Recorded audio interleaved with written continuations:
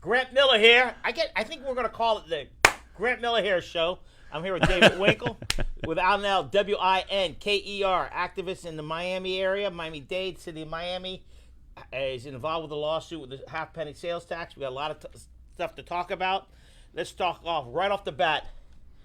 West Matheson Hammock Park. Yes, it's there seems to be a recurring theme that revolves around Keep the poor people out and keep the park for those rich people who think they have the right to close off a public street. It's wrong. That park's been around. That was given by the Matheson, not to the people around the neighborhood, but to all the community. So look what the Matheson did. They closed. They said, "Hey, you can't do that." They kicked the tennis out. Yep. Mathesons, you need to step up and let everybody know that park's for everybody, not those exclusive people. You know, that was the first park in Miami-Dade County. The dog park? Yeah, I mean, it's not really the dog park, but the Matheson Park itself was given by the family. Right. I guess the grandfather of Bruce Matheson, or maybe the great-grandfather, but they gave that. And it's interesting because... Can you describe where it is? Because not everybody... Right, so off of Old School, so just to describe it, I think the best way to put it is, this is kind of the rare case where what are we arguing about? It's a case that you see more often than you think, which is you have the upper class living inside of Hammock Lakes, inside a gated community, and then you have them trying to keep the riffraff out from Schoolhouse Road. And it's not really riffraff either. That's the irony. It's the upper class keeping out the upper middle class that they don't want them coming inside the gated community to access the park. So it's on Kendall and Schoolhouse, but for us common folk, Matheson Hammock Park, right across the street where there's a sign for a Redfish Grill. There's a Girl Scout building there. Behind there, there's a little path, and there's a big. How many acres is it? Yeah, a couple hundred 30, acres. Yeah, it's 300 acres. If you go there on a Saturday or Sunday, any day early, people are walking the dog. It's a great place, but you have to go through Schoolhouse. And get exactly. So there's kind of the two parts of it. The one where you see you go dump your boat. That's I call that Matheson East, and then part of the park is Matheson West, right. And the entrance is inside there. So it's been just in that neighborhood for years. There's been this tension where all the neighbors go in there, and to get there they go in behind. Now there's a new gatehouse. I guess it's been there right. maybe 3 years. And it's public roads, but those people don't want us people. And it's such a Miami thing, right? It's like they can't stop you. All they're doing is taking down your license tag, right? They can't deny you entrance. Well, they're trying to. Well, it's interesting because that's what they're doing now when they're basically saying that park is closed. So it was interesting. We often talk about the different politicians. Like Jimenez was involved in that back, in early days. Well, he's the one that kind of opened it back up, right? It was like, no, this is an important resource, and it's just interesting because we're seeing more and more of this tension with our limited green space. And I want to tell you something. I was talking to a developer recently, and he's a developer that does things all over the United States, and I love when people talk about doing things that are the right thing is also good for business. So there was a lot of years where my law firm was voted the most diverse law firm in the state of Florida. Diverse means men and women? Everything. Oh. I mean, everything. No. But yeah, women, race, religion, sexual orientation. And when I would get interviewed, I was kind of always, at first I was a little nervous about saying, like, listen, like, I do this because I believe in this, but let me be clear. This is good for business. I represent people in South Florida. And people in South Florida are diverse. We're diverse, right? It's just like I need to reflect my community. And so I say that because it was interesting in hearing his argument. And he was like, I'm a developer. And when I work in communities in California, North Carolina, places that have really robust park systems, there's less pressure on me to provide green space. The neighbors are less on my butt when there's a beautiful park next door that they make use of, right? Correct. Here in Miami, everyone fights like crazy because we have just this tiny little bit of park space. And don't put it in my backyard. Exactly. And that's this is the classic thing of, like, are we just going to wall off all of our communities and keep everybody out? And how are you going to do this? This is a public road. This is a public park, and people are being prevented from going inside. Okay, so what's going to happen if they close that road off? People will park on Old Cutler, Yep. Park in Old Cutler, and they'll have to go through this trail. So people that have any disability Pregnant ladies, cannot walk. kids. It's all roots, everything. Yeah. I've done it. And I'm not that old, but it's dangerous. But it's a beautiful acreage. It's all over. It used to be a nursery. Yep. That's where they used to keep plants. It was interesting because I actually spoke with Bruce Matheson about the park and the history of it, and he was telling me, I think there was 4 conditions, and I don't know if you know that, one of the conditions was somebody has to live there. Did you know that there's a FHP trailer back there? I know that. That's the reason why. That was one of the covenants. That's back great. in 1931. The other covenant was one thing that was of interest. It had to do with turning it into leaving it the natural plants and things like that. And then one of the other covenants that was interesting was at the time when they did it, the covenant was if it burns to the ground, they have to give it back to the Matheson family. The idea being it's a nature preserve, and if there's no nature, we might as well develop it. The reason I found out about it, a gentleman named Jack, I won't use his last name, who used to walk his dog there, and another gentleman named Keith brought it to my attention. This is years ago. Yeah. And so we went on the march to make sure that park stays open. Green space is important. I'm not a dog lover. I don't have a dog. Well, my ex-wife has a dog. We did have a dog.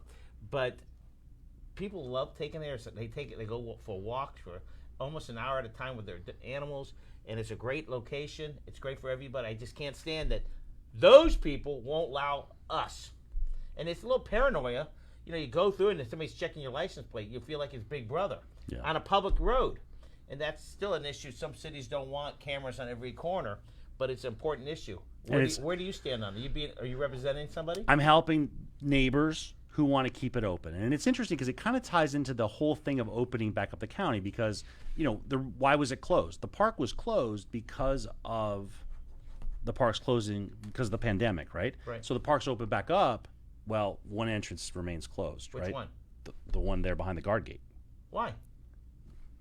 That's the question. So we're asking that it be opened up. Like there's no good reason to keep it closed, right?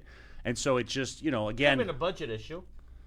right? There's a guy there every day that unlocks the gate, goes inside, locks the gate. But that's this is exactly this is the problem. And I think that there's a little bit of a feeling of that community, the Hammock Lakes Homeowners Association, has for years been aiming at cutting this off. And it's interesting because this is happening in Morningside Park. The same thing. Now it's a little bit of a different dynamic there because they're redoing the park, and many people are suspicious. In Morningside, many people are suspicious that pool's been closed. Correct. And I don't have to tell you who used that pool, who learned how to swim at that pool. Haitian kids, right? Kids from Little Haiti. And so it's a little suspicious that that pool hasn't been open for 7 years. It's been broken.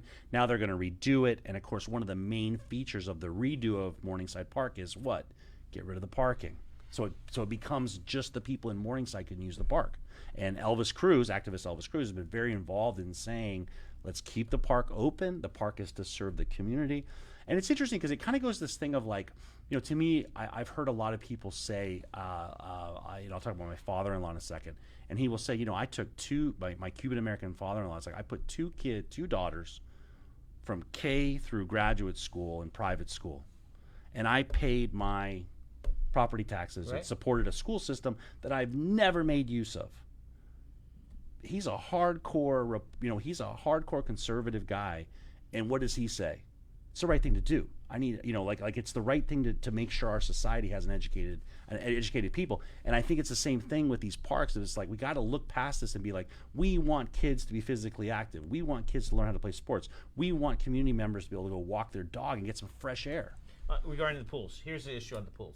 They're going to close Morningside down. Then they need to close down Jose Marti's pool or whatever pools are in the city. Jose Marti's open. Yeah, there's very few open. Okay, they should close them all. And the reason but if they leave one open, it's sending a wrong message. And for the city, there's more chance of lawsuits on swimming pools.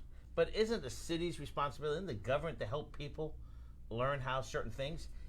But if they're going to close that pool down, they need to close all the pools. It's almost like you have an attitude. It's like if that pool, and what's the park in? We should know is West Coconut Grove. Is it Varick Park? That pool's been closed. That pool's been closed. Same thing. It's kind of suspicious. My pool's not closed in Shenandoah, right? My pool's not closed. Who's your commissioner? Jose Marti, Manolo Reyes. And it's interesting because Manolo fought for the pools. A story, not to toot my own horn on this, but as a parent, this was not as a lawyer, but as a parent, we used to have to get up at 1 in the morning on Monday morning, right? Sunday night, Monday morning, Right. 1 a.m. to line up to get swimming lessons. Not for free swimming lessons, to pay for our kid to get swimming lessons at Shenandoah. Those parents would go. And I hate to say it, Grant, but I would be there and I would think to myself, I work for myself. I'm my own boss. I'm gonna when this opens up at 7, I'm gonna sign up, and guess what? I'm gonna go take a nap. Right. The other ones have to go to work. The people that were next to me, they're going to work, right? These Right. people are hardworking people, and it was interesting. I got to tell you something. It came out. It was an AP national story. Picture of my fat butt sitting there in a chair, with all these other parents. That's a sight to be seen. in What do you my, think? in my chair, and they, to Manolo's credit, what did he do? We did an online system. It's they've done it, but it's like swimming is a problem. I got to tell you something. If I was a billionaire, of all the problems there is, I think I might say no. On my watch, every kid in America is going to learn to be a proficient swimmer. It's a really to me, it's a real social issue, and it happened to me. I was a summer associate at a big law firm in Atlanta, and I'll never forget being. I can't remember. There was a Lake Louise, I think it was called. I'm on this big, beautiful lake on a big yacht, some partner's yacht, and there's 2 African American guys from Harvard. They're both Harvard law school students, Right. and I was friends with them. And they took me aside and said, "Dave, we don't know what to do. What's going on? I don't know how to swim." And I remember just being like, how's that possible? It was really like just like a life issue. I knew how to swim. My parents put me in lessons. Lessons are expensive. Right. Speaking about Afro-Americans, let's talk about Minnesota for a few minutes. What's your thoughts on it? Did the governor do the right thing? Did the mayor do the right thing? Did the firemen and the police that night did the right thing? What would you? The first thing I did on my personal thing was I forced myself to watch the video, and I would encourage all Americans to watch that video. And it's very difficult. I'm open to different perspectives, but it's almost like when you watch the video, it's like that police officer killed him in cold blood. Okay, the question, our producer, Aaron Guerrero. Aaron, can you give a wave to us? There he goes. He asked this question. It's very good. You're standing 10 feet away, 5 feet away. Yeah. You see this cop killing this person. Yeah. What do you do? And you saw the anguish. You saw the people. Right, so you what could hear the rising thing. I don't know. I got to tell you Would something. you rush that cop and save him? Then you'd be arrested and could be shot? I mean, you're putting your life in danger. And I mean, it really goes to it's interesting you say that because it's unfortunate. Everything that we're trained to do is, I have a 7-year-old daughter, and it's like, don't be afraid of police officers. Do what the police officers say. And I'm with you. If you and I are watching someone do that, what do you do to stop what's happening? You're going to get killed. I mean, again, it's a tough issue. It's just hard to believe that he sat, that he didn't know that he was killing that person. And so the anger, the righteous anger that's coming out, and the lack of I saw, he was arrested today, right? Did you see that? Yeah. And I saw a great tweet where it said, "Call me when he's convicted."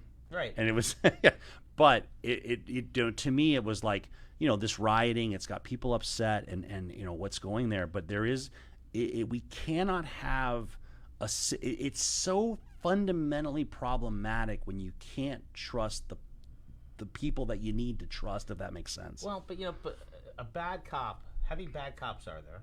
How many cops are there in the country? How many bad, state troopers? And then we have teachers.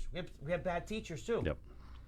We have priests. Priests get the worst rap.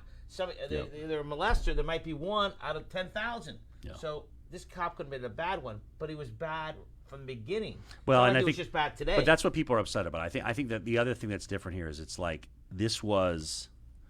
Think about it. He knew he was being videotaped while he was doing it. That's the first thing. There's a callousness. For me, he's going.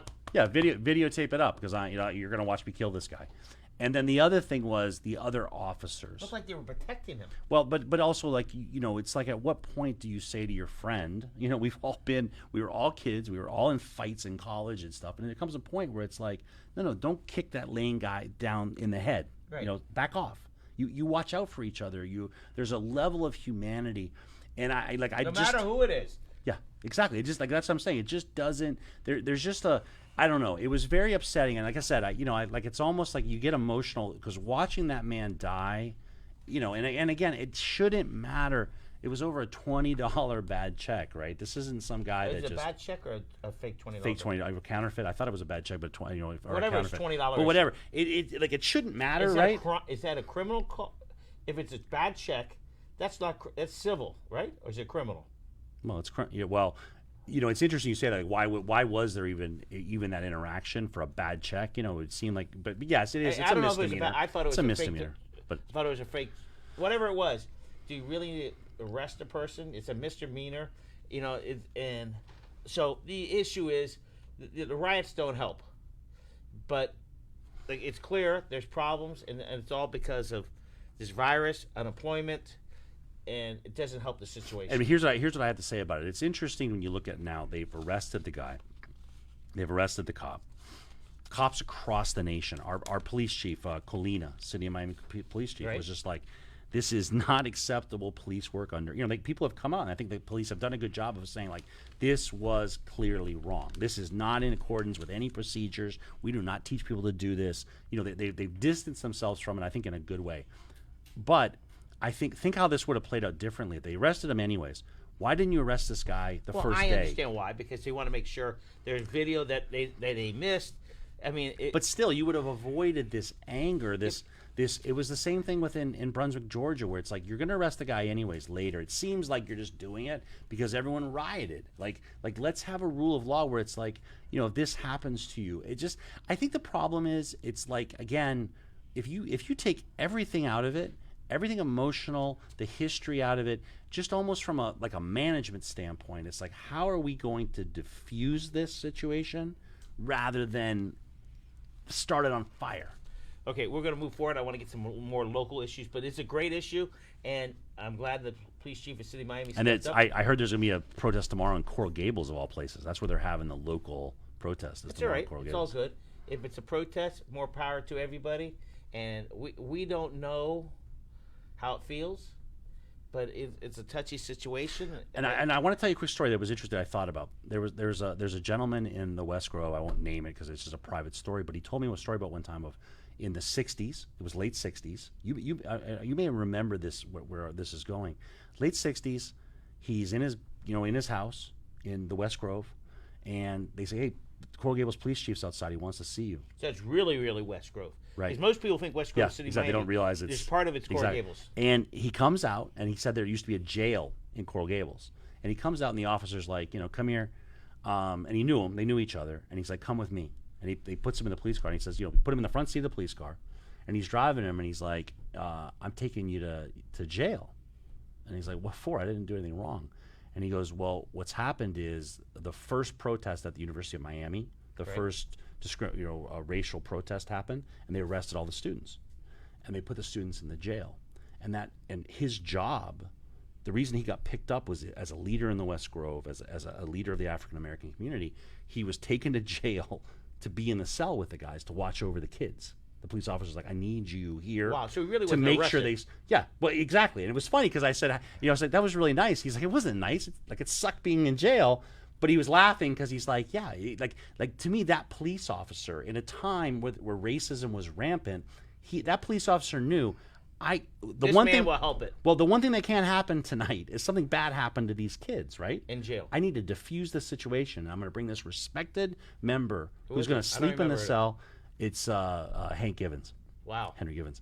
And he told that story, and it was really a touching story to me in that, again, it reflected well on the police officer. And it's interesting because to me, I swear I thought about like how this was handled. Like, did we truly diffuse the situation? In that situation, here's a cop in the 60s in the segregated South saying, my job is to make sure everything goes okay tonight with these And boys. Miami was very segregated in the 60s. So do you remember that first protest? It was like 69 or 66. There was apparently it was I'm not that old. So it's a very interesting situation, and as we talked about before, Miami's very diverse, and we try all to work together and live together. As there's an old saying, why can't we all just live together, get along? And I think that our leaders, but the biggest issues, as I just talked about in another talk show, is who are our leaders? George Moscodosa was the leader of the Cuban population. Well, now Cubans are not the majority, Yeah. but who is the leaders of the black community? Who's the leaders of the Hispanic community? And Mr. Richardson, Reverend Richardson, was very powerful in his heyday, and from West Perrine. So we don't have any leaders to calm things down if there was problems. But it's a touchy situation, but we got a lot to go on. Let's talk about something really interesting. Michael Rosenberg, who is now running for Dade County Commission. You foreshadowed this Yeah, a couple times. well, you we talked about him jumping in. Yeah, we just interviewed him a few days ago. He jumped in the race with Cindy Lerner and Raquel Regalado. I gotta say something. People are fired up. I mean, just in my personal notes, like people are like, "Oh my God, did you see this Rosenberg's in?" And people are excited. And I mean, you have 3 heavyweights. Well, Michael Rosenberg is the most interesting. There's no gray to him. You know, most politicians are, they sit on the fence. He doesn't sit on the fence. You might disagree with him, Yeah. but it's okay because he believes he's doing the right thing for his community. Yep. So he doesn't care about donations or all this other stuff or fundraising. He believes in certain issues, and hats off to him. And it's going to be an interesting race. You know, people don't realize that seat has a lot of Kendall in it.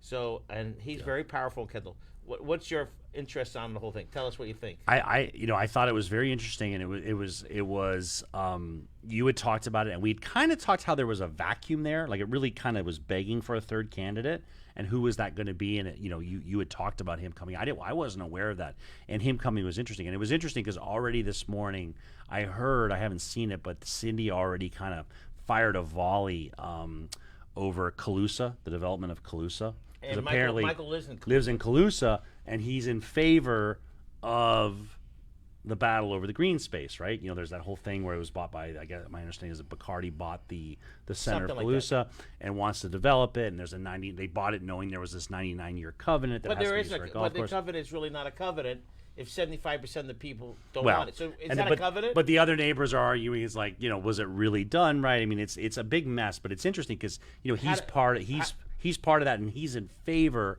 of the development of the Colusa golf course. Do you know that?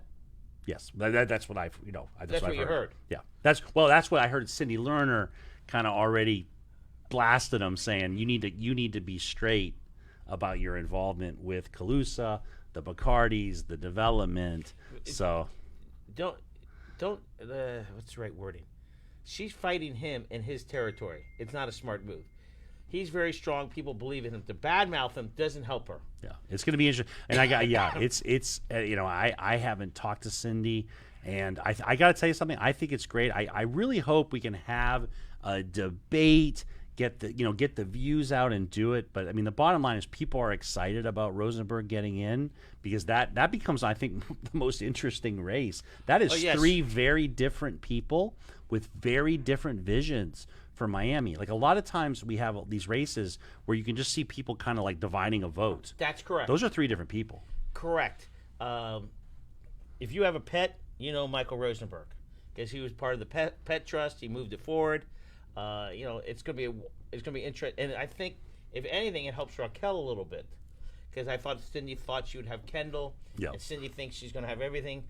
I still think that even though Cindy has probably outraised everybody 3 or 4 to 1, Raquel is totally bilingual, educated. As Cindy is a lawyer, but it's an interesting race. And it's interesting because I think the thing is everyone, the idea was Cindy was going to kind of, I wouldn't say coast to victory, but Cindy was on her way to victory. That's correct. And then now, I agree with you, it's probably going to hit her more, where it really becomes almost a 3-way race. It's going to be very interesting. Is it the top vote getter or is it a runoff? It's I think it's the runoff. I think it's just straight up. Yeah, so Raquel really hasn't been campaigning. I haven't seen much. She's been pretty quiet, but something, she's got a great name. Her father has a great name. They're straight shooters, and she's totally bilingual. And that district is totally bilingual. But I think Michael Rosenberg is going to give them.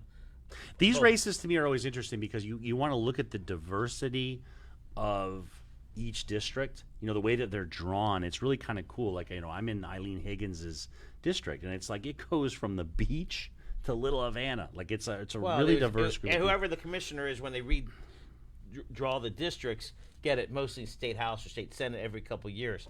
So I think it's going to be an interesting race. Let's talk about something I wrote about last week, the Homeless Trust. As I told my other talk show is, people say I'm going after Ron Book. No.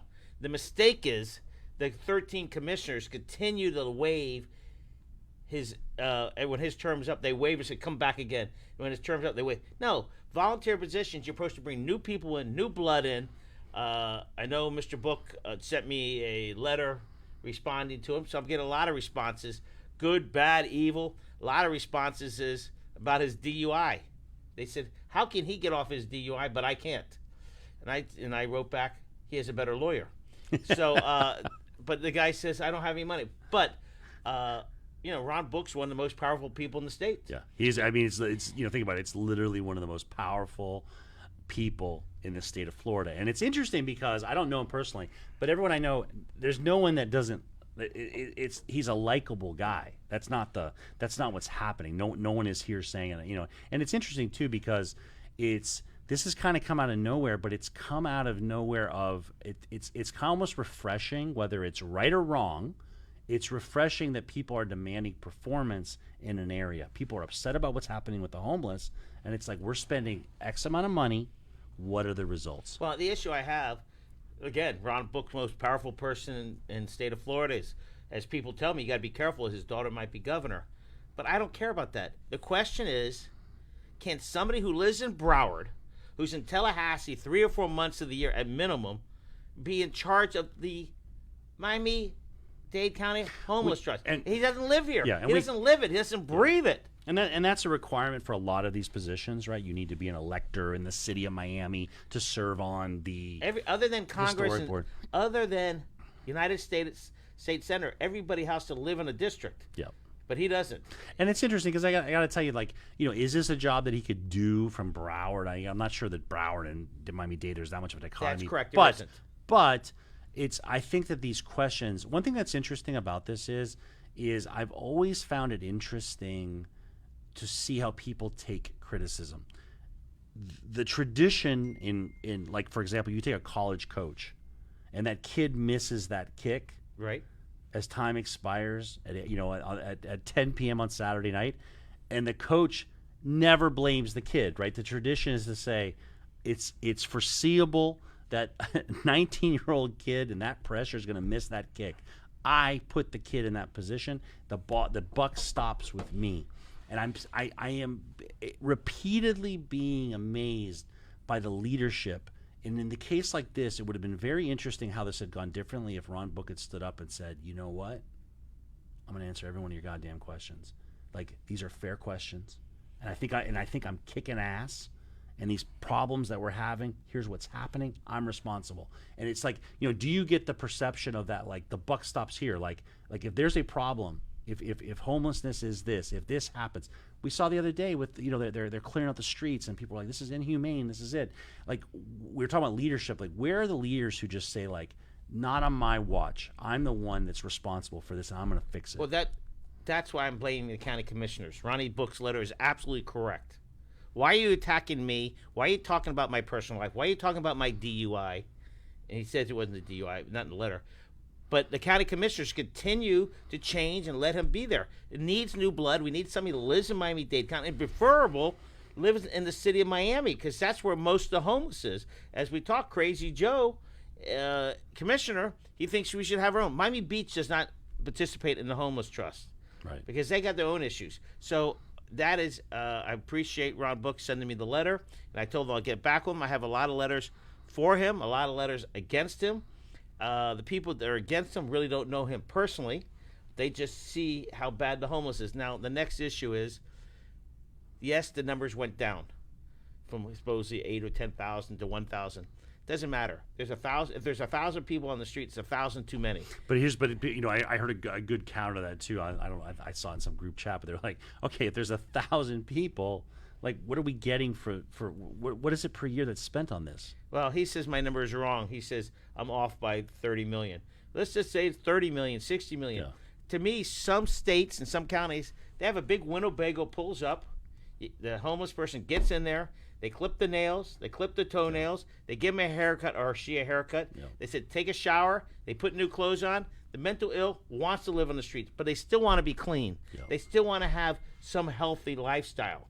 So it's a very touchy. I think these questions. What's so interesting about this is you go to this idea of like, what's important here: transparency, accountability, right? And Right. I saw a great thing on Bill Parcells. It was actually an article like in Harvard Business Journal. Bill, the football coach. The football coach. And what his thing is apparently he had this uncanny ability to tell you what you needed to do clearly so you understood it, and how he was going to measure your performance, right? It was set. We agree. This is how we're going to measure it. And, in giving people these goals.